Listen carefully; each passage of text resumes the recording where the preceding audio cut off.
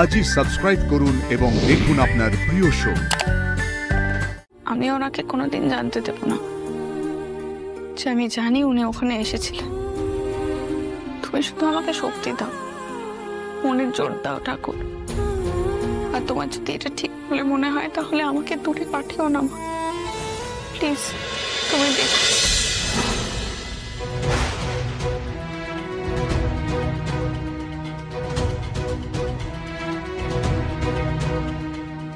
জয় মা, জয় মা।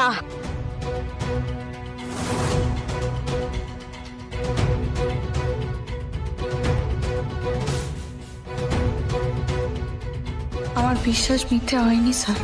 আমাদের দেখা হওয়ার ছিল, এটাই ভবিতব্য।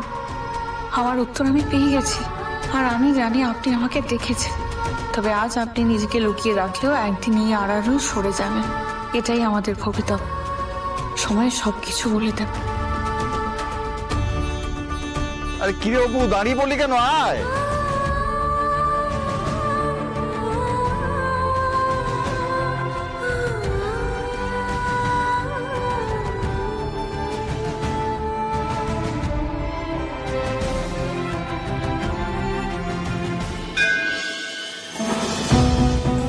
আমি যাব, যেখানে যাওয়ার আমি সেখানে যাব।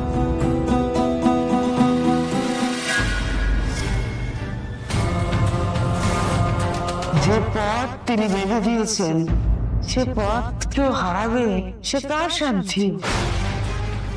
তিনিই মেলাবেন। কাছে থাকাই যাদের ললাটে লিখন, তাদের কে দূরে সরাবে?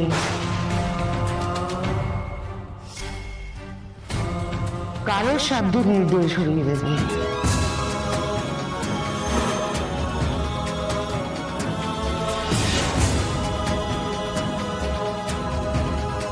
দাদা, একটু জলের বোতলটা দেওয়া যাবে? আপনি দিন, আমি দিচ্ছি আপনাকে।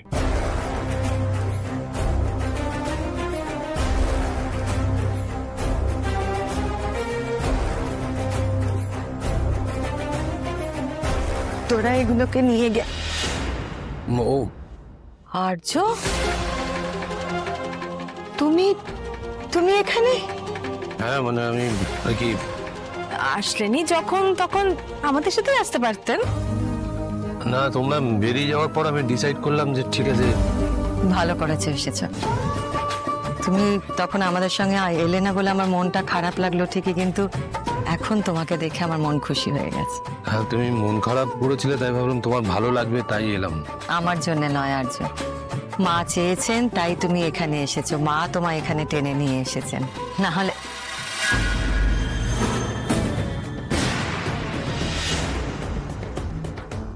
এই মালা তোমার হাতে? ওরা ওখান থেকে দিল আর কি। এ তো শিব পার্বতীর বিয়ের মালা। ঈশ্বর না চাইলে তো এই মালা কারোর হাতে ওঠে না। আর এই মালা হাতে আসা মানে তো তার বিয়ে অনিবার্য। আর্য, তোমার জীবনে কেউ আসছে।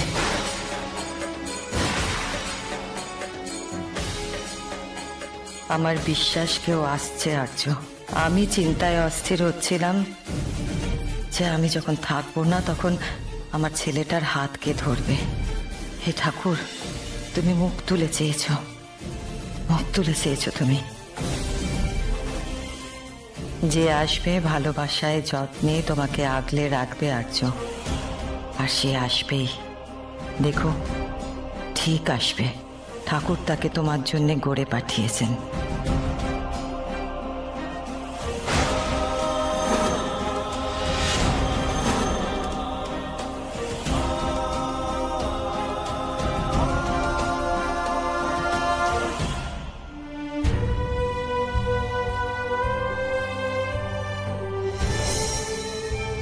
ওখানে যে এসেছিলেন সেটা কোনোদিনই উনি জানতে দেবেন না। সেই জায়গা নেই, সেটা থাকলে উনি হয়তো এইভাবে লুকাতেন না। আমি ওনাকে কোনোদিন জানতে দেব না যে আমি জানি উনি ওখানে এসেছিলেন। তুমি শুধু আমাকে শক্তি দাও, মনের জোর দাও ঠাকুর। আর তোমার যদি এটা ঠিক বলে মনে হয় তাহলে আমাকে দূরে পাঠিও না মা, প্লিজ। তুমি দেখো।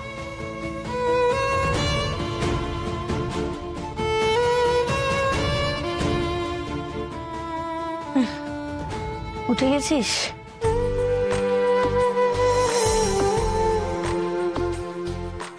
ও কি রে, তুই উঠে পড়েছিস দেখছি। ওই দেখো, কালকে রাতে তো ভালো করে ঘুম হয়নি, আর একটু ঘুমোলে পারতিস তো। এই ঘুম ভেঙে গেলে কি করবে? মটকা মেরে পড়ে থাকবে?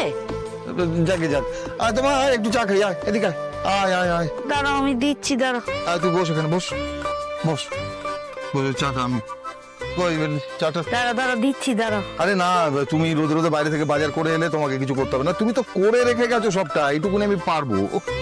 কি যে করো না তুমি। এই তো নে রে মা, চা দাও। তোমাদের একটা কথা বলার আছে। বল।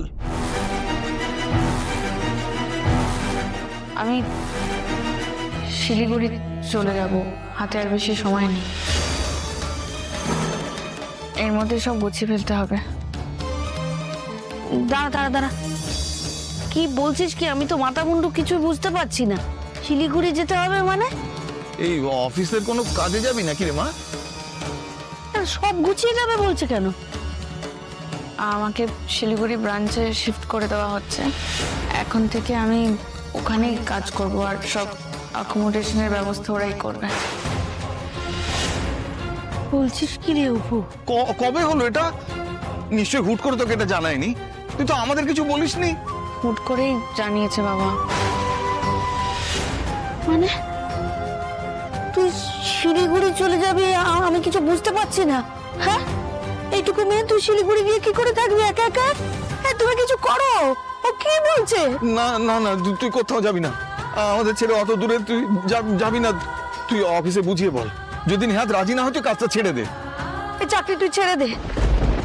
দেখ, তুই তো একটা কাজ এতদিন ধরে করলি, তুই ঠিক আবার একটা চাকরি পেয়ে যাবি রে মা। আর ঠাকুরের আশীর্বাদে আমার কাজটা এখন ভালোভাবেই চলছে।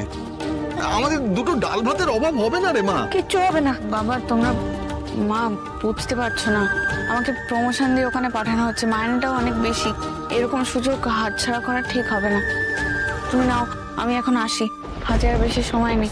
তুমি পারলে আমার ব্যাগটা গুছিয়ে রাখো। হ্যাঁ, মানে কবে যাবি? কি বলছিস? কুসুমি, তুমি এইসব কিছুর জন্য তো আমরা তৈরি ছিলাম না গো। মেয়েটা প্রমোশন পেলো, তাও তো কোনো আনন্দ করতে পারছি না গো। আমার দরকার নেই ওরকম আনন্দ করে। এটাকে দূরে পাঠিয়ে আমি কোনো দরকার নেই প্রমোশনের। আমি আজ স্যারকে ফোন করবো। কেন করলেন উনি এরকম?